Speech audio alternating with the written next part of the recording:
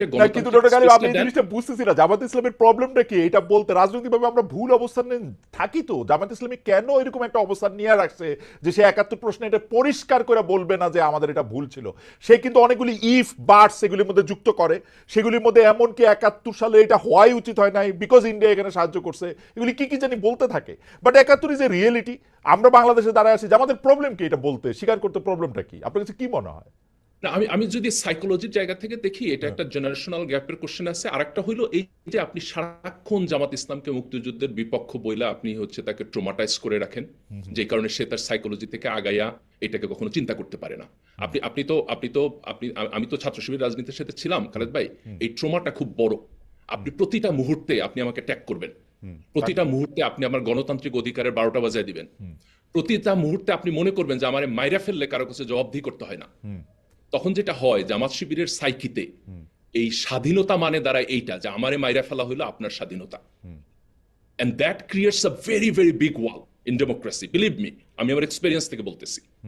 তো আমরা যদি জাতীয় জায়গায় দাঁড়াইয়া মনে করি যে এই আদারিং এর ওয়াল ভাঙতে হইব, তাহলে জামাতের ব্যাপারে আমাদের আরেকটু কম্প্যাশনেট হইতে হবে, এবং কম্প্যাশনেট হইয়া এই স্পেসটা তৈরি করতে হবে। ডক্টর গালিব আপনার কাছে কি বলা, জামায়াতের কি দেখেন আপনি, জামায়াতের দায়িত্বটা কতটুকু আপনি দেখেন, জামায়াত তো কিরকম আপনি দেখেন? ডক্টর গালিব আপনারে বলি, জামায়াত কিরকম দেখেন? জামায়াতের লাইনে লাইনে খাপে খাপে খোপে খোপে কথা না বললে ছাত্র দলের নিয়া, বিএনপির নিয়া, এতদিনকার এলাই কাউরে নিয়া কথা বলতে, তাদেরকে মানুষের সামনে ছোট করতে, বাম টামের কথা আমি বাদ দিলাম, একটু দেরি করে না কিন্তু একটু নাইসলি বলে।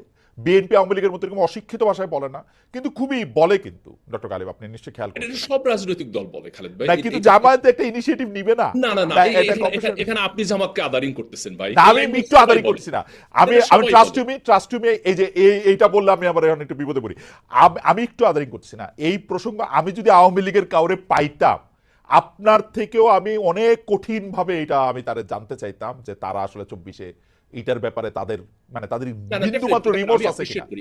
আমি জামাতের ব্যাপারে কোশ্চেন গুলো আসবে, 71 ইস্যুতেও আসবে, কিন্তু আমাদের একটা খুব এটা মানে প্লিজ আমাকে মানে এটা ধরেন না যে আমি জামাতের জায়গা থেকে প্রশ্নটা করতে, আমি ইন্ডিপেন্ডেন্ট জায়গা থেকে বলতেছি যে যেই আদারিং, যে দেখেন এই যে বাকিউল্লাহ ভাই বলতেছে, আমি সরি বারবার আমি আপনাকে ধরেন যে বামদের সাথে জেনারেলাইজ করতেছি, এটা হয়ে যাচ্ছে। আমি সরি না, ফর দ্যাট। আমি নিজে বাম, আপনি বাম হ্যাঁ, হিসাবে দেখেন আমারে কিন্তু বলতে পারেন, বাংলাদেশের বাম রাজনীতি পার্সোনালি যে না নিলে হবে। হ্যাঁ হ্যাঁ না শিওর, হ্যাঁ আমি পার্সোনালি নিতেছি না, আমি আপনার অন পয়েন্ট অ্যাপ্রিশিয়েট করি। জি দেখেন আপনি ধর্মভিত্তিক রাজনৈতিক দলের এই প্রবলেম থাকার কারণে তাদের সবার বিপক্ষে আপনি প্রিএমটিভলি দাঁড়ায় যাবেন যে তাদেরকে নিষিদ্ধ করতে হবে। তো এইভাবে তো আসলে গণতান্ত্রিক রাজনীতি হয় না রে ভাই, তাই না? যেমন বামপন্থী রাজনীতি দুনিয়ার বহু জায়গায় একনায়কতন্ত্রে গেছে। এখন সেটা ধরে যদি আমি বলি যে আপনি গণতন্ত্রে ফিট করেন না, এইভাবে চিন্তা করলে তো সবাই সবার আদারিং করবে। এটা কোনো সমাজ হয় না। আমি খালেদ ভাই আপনার সাথে 100% এগ্রি করি যে 71-কে কোনো ইফ বাট ব্যতিরেকে জামাত ইসলামের স্পষ্টভাবে এটাকে নিয়ে আলাপ আলোচনা করা দরকার, বিবেচনা করা দরকার। কিন্তু এই গণতান্ত্রিক স্পেসটা আমরা জাতীয়ভাবে তৈরি করতে পারি নাই। এই রেসপন্সিবিলিটি মুক্তিযুদ্ধের পক্ষের শক্তির, এই রেসপন্সিবিলিটি কালেকটিভভাবে আমাদের জাতিগত। আমরা যদি এখান থেকে বের হয়ে আসি এবং একটা গণতান্ত্রিক স্পেসের মধ্যে 5-10 বছর যাইতে পারি, তাহলে আমি ডেফিনেটলি আমার পলিটিক্যাল উইজডম থেকে বলতেছি 71 ইস্যু এবং জামাত ইসলাম ইস্যু এক্সিস্ট করবে না, আমি আমি একটা ছোট্ট কথা এটা বলি, রিজলভ হয়ে আমি যাবে। একটা ছোট্ট কথা বলি। আওয়ামী লীগ ক্ষমতা থেকে গেছে 6 মাস হয়েছে, 15 বছর আওয়ামী লীগের উপরে মানে চাইপা থাকা আওয়ামী লীগ গেছে। এখন ধারণা করে নেওয়া হয় এখন যারা ক্ষমতায় আসে তারা হইল হয় বিএনপি পন্থী নাইলে জামাতপন্থী। ক্ষমতায় আসার পরপরই তাহলে এখন 71টারে ডিল করা উচিত হচ্ছে সেইভাবে। কিন্তু আমরা আসলে কি দেখি, আমরা দেখি যখনই সুযোগ পাওয়া যাইতেছে তখনই মুক্তিযোদ্ধাদের হেয় করা হচ্ছে, জুতার মালা পরানো হচ্ছে, লেখা হচ্ছে 71 সালে আমরা এটা করছি। 16 ডিসেম্বর পালন করার ক্ষেত্রে এক ধরনের কেমন জানি মনে হচ্ছে এটা আওয়ামী লীগের জিনিস। এই কয়দিন পরে 26শে মার্চ চাইবো, আমি একইভাবে দেখবো, মনে হবো যে এটা আওয়ামী লীগের জিনিস। আমি এটা কেন, ওয়াই ইজ দ্যাট? মানে বাংলাদেশটা আপনি বলবেন যে আমরা বাংলাদেশে পরে জন্মাইছি, কিন্তু আপনি বাংলাদেশ তো ওন করতেছেন না। আপনি তো না, যখনই সুযোগ অফকোর্স পাইতেছেন এই 6 মাস 6.5 মাস ধরে তো আপনার আপনার সেই আদারিং নাই। ইউ আর ইন দি পাওয়ার, আপনি ঠিক করতেছেন বিশ্ববিদ্যালয়ের ভিসি কে হবে। এখন আপনি কি করতেছেন আপনি আমার বলেন। না, আপনি 6 মাসে বলেন আমাকে স্পেসিফিকলি যে জামাত বা শিবির কোন জায়গায় হচ্ছে আপনার মুক্তিযুদ্ধকে ডিজোন করছে। আমি যদি বলি আবার একটা যেটা দেন, বাকিবিল্লাহ প্রসঙ্গ এক্সাম্পল দেন, তুলছিল, আপনি যদি মুক্তিযুদ্ধের এই আলোচনা করতে এই চান। এই ম্যাগাজিনের বই আপনার শিবিরের সভাপতি আমি টেলিভিশনে নিজে দেখছি সেটা ডিফেন্ড করতেছে। কিন্তু এটা তো পরবর্তীতে সে পজিশন চেঞ্জ করে এটা উইথড্র করছে না? আমি তারা ওয়েলকাম জানাইছি, তারপরও সবগুলি জায়গায় আপনি দেখেন না দেখেন আপনি একটা পলিটিক্যাল পার্টি করবেন, আপনি 16 ডিসেম্বর পালন করবেন না মহাসমারোহে? 16 ডিসেম্বরে ছাত্র শিবির প্রতি 16 ডিসেম্বরে ভাই মিছিল করে পতাকা লয়ে, আজকে থেকে না, আজকে থেকে 20 বছর আগে।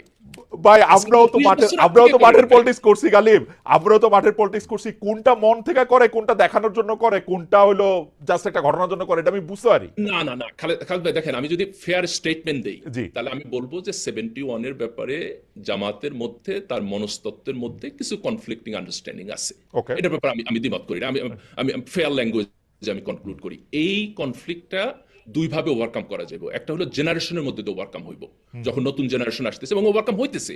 আপনি জামাতের লিডারদের যদি আপনি বক্তব্য, রেটোরিক, ওয়ার্ডিং দেখেন এবং আপনি যদি একজন সোশ্যাল সায়েন্টিস্ট হিসেবে অবজার্ভ করেন, তাহলে আপনি দেখবেন যে একটা চেঞ্জ হইতেছে। Okay. আপনি শিবির এবং জামাতের মধ্যে ল্যাঙ্গুয়েজের পার্থক্য পাইবেন। এটা হচ্ছে একটা জেনারেশনাল চেঞ্জ। আর একটা হইলো আপনি গণতান্ত্রিক স্পেসের মধ্যে দিয়ে তাদেরকে যাইতে দেন। এই দুইটা প্রসেসের মধ্যে আমার টার্গেট কি? আমার টার্গেট কি হলো জামাতের একটা ওকে, ঘুষি দিয়ে আপনার আমার বক্তব্য সুখ পরিষ্কার। দেওয়া, আমার কাছে নাকি আমার মনে হয় টার্গেট জামাতকে ইনকর্পোরেট করে বিভাজন বাদ দিয়ে একটা জাতীয় ঐক্য তৈরি করা? আমার মনে হয় যে আমি যখন শেখ হাসিনার সময় ডয়েচে ভেলেতে আমার মনে আসে, আমি জামায়াতের সেকেন্ড পার্সন আবু তাহের ভাইকে যখন আমি ইন্টারভিউ করছিলাম, আবু তাহের ভাইয়ের কথা শুনে আমার কাছে মনে হচ্ছে যে উনি খুবই স্বাধীনতার পক্ষের লোক, কিন্তু বাকি বিল্লাহ সাহেবও যেটা বলছেন সেটার সাথে আমি একমত, যে এটা অফিসিয়াল পজিশন নেয় না। যাই হোক, আজকের আলোচনা আমরা আর দীর্ঘায়িত না করি, আমরা একটু বাকি বিল্লাহ সাহেবকে, জনাব বাকি বিল্লাহ আপনাকে একটু শুনি। জনাব বাকি বিল্লাহ, আপনি একটু শেষ করবেন, 2 মিনিট একটু আপনি কথা বলেন, যে উনি বলতেছেন যে এটা আসলে, আপনি শুনছেন ওনার বক্তব্য জনাব বাকি বিল্লাহ? হ্যাঁ, আমি আমি গালিব ভাইয়ের যে এসেন্সটা আর কি, যে ডেমোক্রেটিক স্পেস দেন, তারপরে দেখেন। তো এইখানে যেটা হয়েছে যে ধরেন এর মধ্যে আমাদের এই গত 6 মাসে 100-র উপরে মাজারে অ্যাটাক হয়েছে। আমাদের এইখানে এরকম পলিটিক্যাল ইসলামিক পার্টি আছে, আমাদের এখন মূলধারার পার্টি, যাদের সাথে আমাদের আসলে ইন্টারাকশনও কোনো না কোনো ভাবে আছে। তারা ব্যানার নিয়ে মিছিল করছে যে মেয়েদের ফুটবল টুর্নামেন্ট করা যাবে না। এখন এই জাজমেন্ট আমি দিচ্ছি না, আমি এখন কোনো রাজনীতি নিষিদ্ধ চাই না। আমারে যদি বলেন ব্যক্তিগতভাবে, আমি কোনো ধরনের রাজনীতি নিষিদ্ধের পক্ষে এই মুহূর্তে না। এইটা কারণ এটা আমি প্র্যাকটিক্যালি এই রিয়েলাইজেশনে আমরা পৌঁছাইছি যে কোনো রাজনীতি নিষিদ্ধ করে, মানে ধরেন যে এই রাজনীতির মধ্যে ফ্যাসিস্ট হয়ে ওঠার গুণাগুণ আছে, সেটারেও নিষিদ্ধ করে কোনো সুফল পাওয়া যায় না, সেটা কোনো না কোনো ভাবে। এখন এখন বৃহত্তর সমাজে, মানে ধরেন আমি নাবিলা ভাই, তাহলে আমার একটা বৃহত্তর কথা সমাজ, কন্ত, বাকি তাহলে আমার একটা কথা কন্ত। বৈষম্য বিরোধী ছাত্র আন্দোলনের একজন একটা অনুষ্ঠানে, তাও এটা ইসলামী ছাত্র শিবিরের একটা অনুষ্ঠানে গিয়ে বলছে ইসলামী ছাত্র শিবির আমাদের সঙ্গে খুব ভালোভাবে আছে। বৈষম্য বিরোধী ছাত্র আন্দোলন এখন একটা পলিটিক্যাল পার্টি করবে, ওইটার মধ্যে দেখা যেতেছে কিছু সংখ্যক এক্স শিবিরের লোকজন আছে, তাতে আপনারা সবাই মিলে এরকম ঝাঁপাই পড়ছেন কেন? মানে প্রবলেমটা কি, অসুবিধা না, কি আমি শিবিরের? ঝাঁপায় পড়ি নাই তো, আমি ঝাঁপায় পড়ি নাই। এক্স শিবির নিয়ে হ্যাঁ। যদি আমার কথা বলেন, যে এক্স শিবির বলে যে একটা হুম।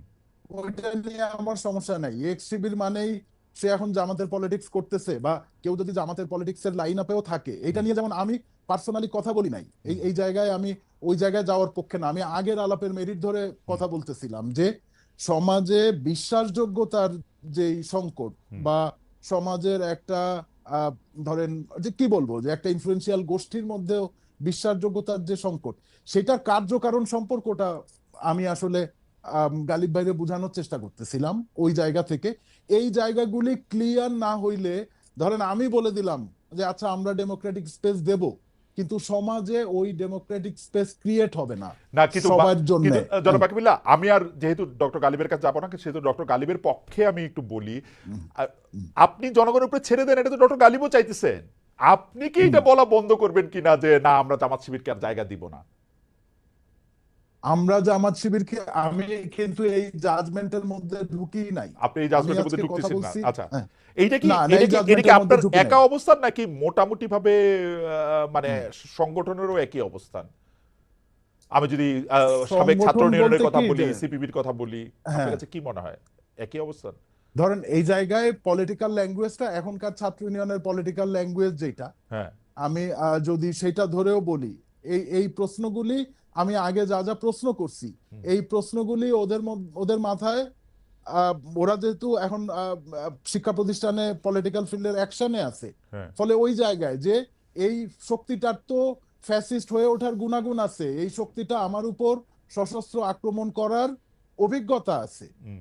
ফলে এই জায়গায় আমরা কি কোনো নতুন আন্ডারস্ট্যান্ডিং এ পৌঁছাইছি বা ওকে তাদের তরফ থেকে ওকে ওকে ওকে এরকম কোনো বার্তা পাইছি যে সে আবার পাওয়ার পাইলে আমার উপর আক্রমণ করবে না, ওকে ওকে আমি বুঝতে পারছি মোরাল পুলিশিং করবে না? আমি বুঝতে পারছি ডক্টর গালিব, আপনি কি একটা লাইন বলবেন এই লাস্ট কথাটা নিয়ে? আমরা আসলে সময় অনেকক্ষণ ওভার গেছে।